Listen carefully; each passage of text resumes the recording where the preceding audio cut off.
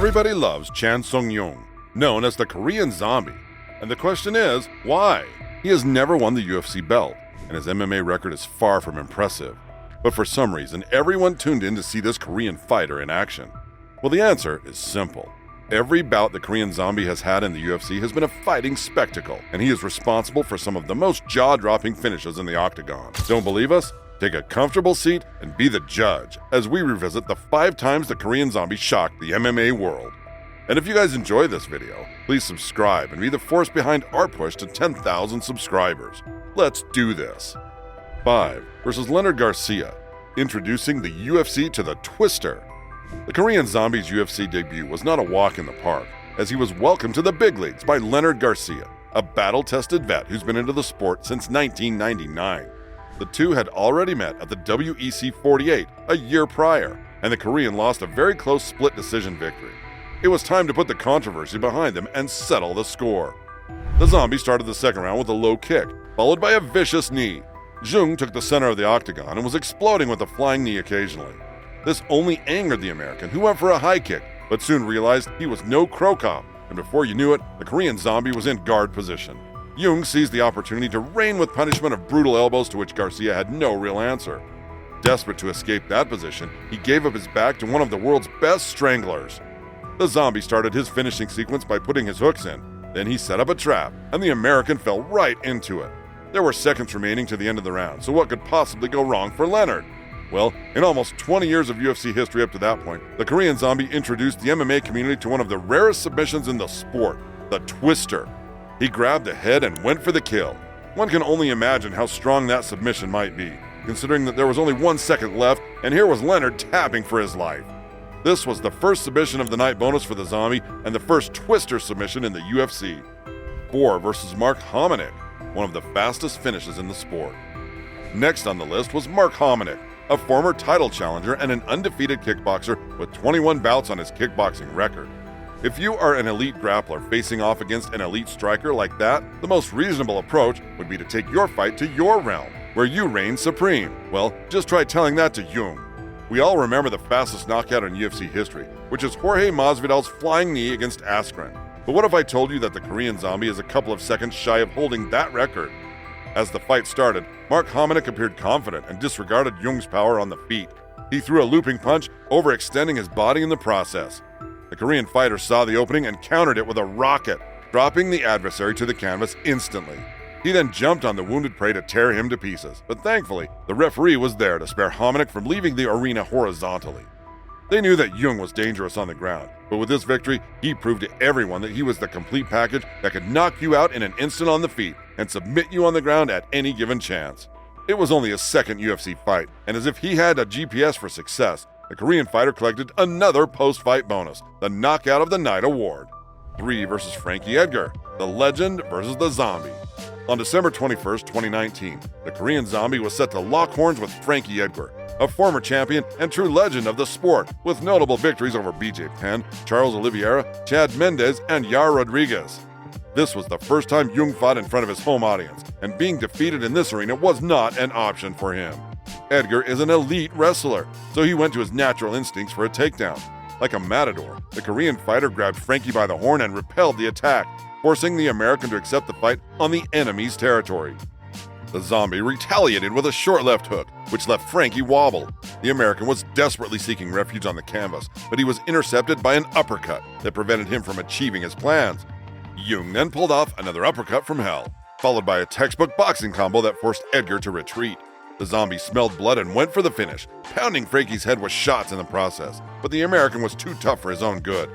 The home fighter took Edgar's back and was like a boa constrictor around his prey, not giving him space to breathe and bouncing his head off the canvas like a pinball machine. Frankie, being the warrior he is, somehow managed to escape from that position, but now he was met by Jung's wrath on the feet.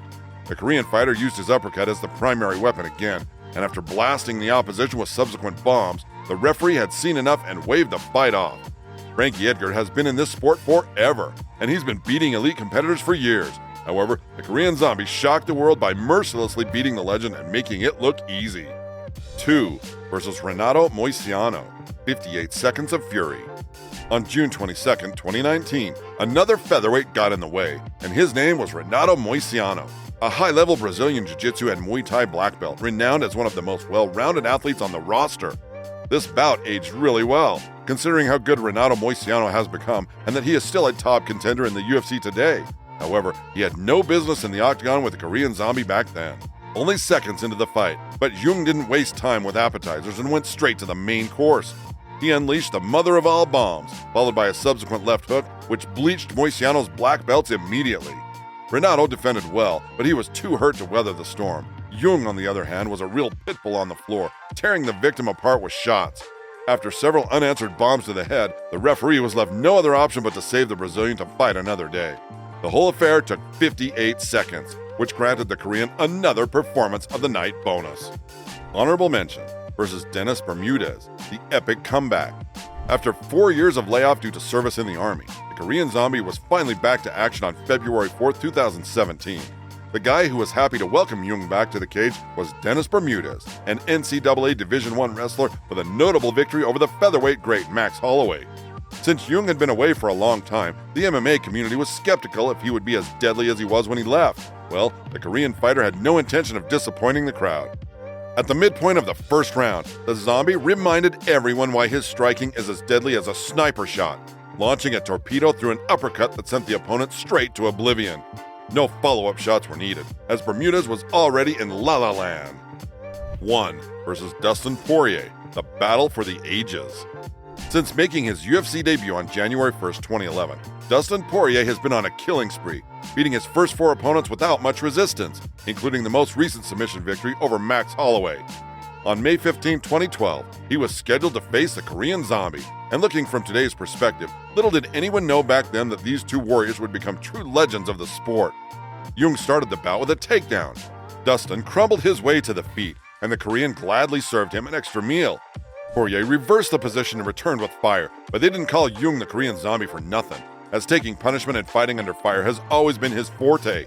The script didn't differ much in the second round, as Jung scored the same takedown, followed by punishing blows on the ground. The Korean fighter welcomed the American to the feet and landed a spinning back fist that hurt Dustin. Jung smelled blood, went airborne with a knee, and set a rhythm with swift combinations. Poirier was hurt and went for the legs, but Jung quickly reversed that and came to a dominant position. After pounding a few nails, the Korean went for an armbar, switching to a triangle attempt, but it cost him a position. In the closing seconds of the round, the Zombie went for another triangle, but this time the lucky American was saved by the bell. As the third round started, Dustin initiated a brawl, which Jung gladly accepted.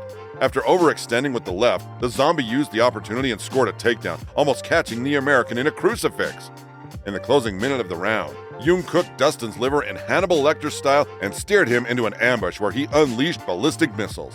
The crowning moment arrived in the fourth, when the Korean Zombie unleashed his infamous uppercut and subsequent knee that forced Poirier to turn into a wrestler. Little did he know that he was already caught in Jung's genjutsu. The Korean fighter wrapped his arms around and quickly cut the oxygen supplies. Dustin stood no chance, as he got a jaguar bite on the neck, being left with the option to tap or nap. This fighting spectacle earned the Korean Zombie 3 prestigious achievements: Submission of the Night and Fight of the Night bonuses, as well as the Submission of the Year award. The Korean Zombie has carved his place in MMA history, not through championship belts or unbeaten records, but through his pursuit of thrilling performances and stunning finishes.